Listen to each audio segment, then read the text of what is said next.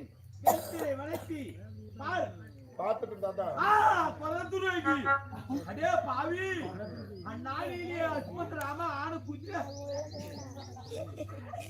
ஏண்டா சிரிக்கீங்க மாட்டு வாங்க எல்லாம் போய் உள்ள காவறீங்க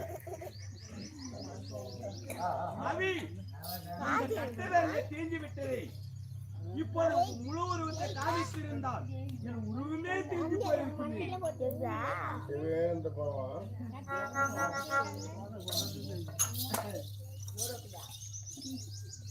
தாத்தா சொல்லுகிறார் ஆனை குஞ்சுர அஸ்பத்ராமா என்று 15வது நாள் குருவுக்கே பொய் சொன்னி குருவை கொன்ன துரோகி பொய் சொல்லிட்டேன் அப்படின்னு.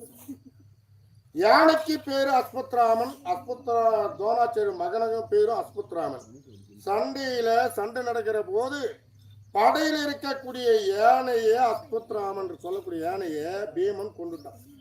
அப்ப இதை யார் இடத்துல சொல்லணும்? அஸ்பத்ராம மாண்டு விட்டான் யார் சொன்ன நம்புவா? தோணரு தர்மராஜா சோதா பொய் பொறியாத மன்னன் தர்மன் சொன்னா மட்டுமே அவன் ஏத்துக்குவான். நான் உண்மையத்தான் சொன்னேன்.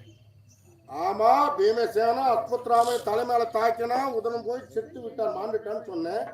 அவர் என்ன நினைச்சார்? ஓ என் மகன் அஸ்பத்ரா மாண்டு விட்டான என்ற கையில் இருக்கக்கூடிய ஆயுதத்தை கீழே ஏற்பட்டார். அப்பதான் பாஞ்சாலி உடன் பிறந்த அதாவது துஷ்டதமும் போய் அவர் சிரத்தை வெட்டி கொண்டான்.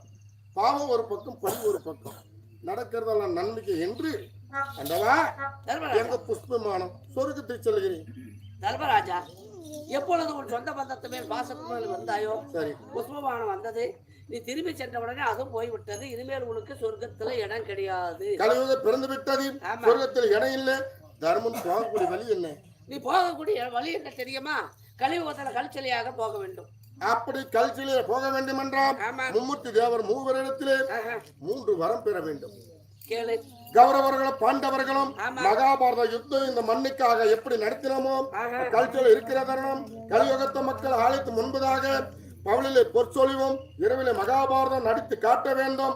இந்த ஒரு இரவு கிருஷ்ணன் ஐயா அவர்களுக்கு நடத்த வருகிற போது எந்த கூச்சல் குழப்பம் இல்லாம எப்படி கண் உற்று பார்த்து செவிக்குறுத்து கேட்டார்களோ அப்படி இந்த கதையை கேட்டால் அவர்கள் செய்த பாவம் அவருக்கு தெரியாம விளங்கிவிடும். அப்பேற்பட்ட வரம் ஒன்று வேண்டும்.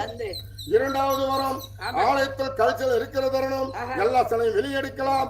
தர்மராஜா சிலை வெளியெடுக்க கூடாது.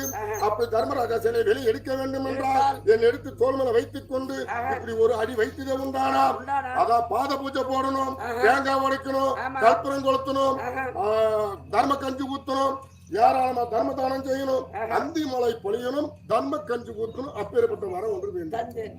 3வது வரம் இந்த சாணியூர் கிராமத்திலேயே பேரு புகழோடு பெருமையா வாழ்ந்த நல்ல ஒரு மாமனிதன் எனக்கு கிடைக்க இந்த சொர்க்க பதவி எனக்கு கிடைக்காவிட்டால் பரவாயில்லை. பி கிருஷ்ணன் ஐயா அவர்களுக்கு நேரான புஷ்ப ஏற்றி உன்னோட வைகுந்தி பதவி அடைந்தால் அதே மகாபாக்கியம். அப்படியே தந்து சென்று வருகிறேன்.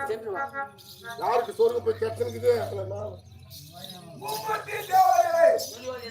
இந்த சொர்க்கவாசிலே 3 நாளைக்கு எனக்கு சிம்மாசனம் கொடுத்துங்க. எனக்கு இப்ப சொர்க்கமா நரகமா?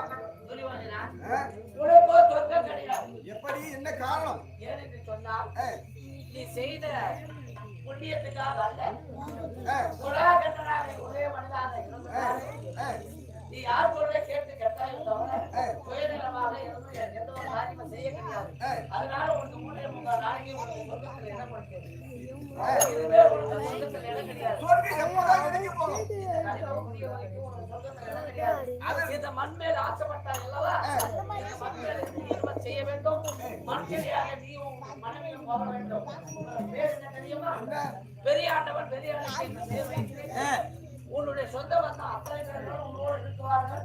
உனக்கு வருடத்துக்கு ஒரு முறை பூஜை நடக்கும், அத்தனை வழிபாடு நடக்கும். சிறப்பாக இருந்து கழிவு முடிந்தால் உனக்கு வீட்டுக்காரங்க கண்டிப்பாக எங்க போங்க. எல்லாமே மக்கள் எல்லாம் கடவுளாக மதிப்பாரா?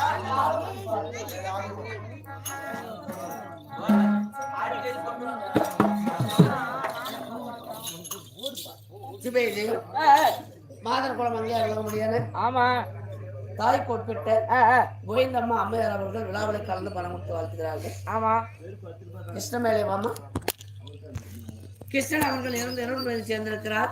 இந்த நல்ல நேரத்தில் பணம் கொடுத்து அந்த அம்மா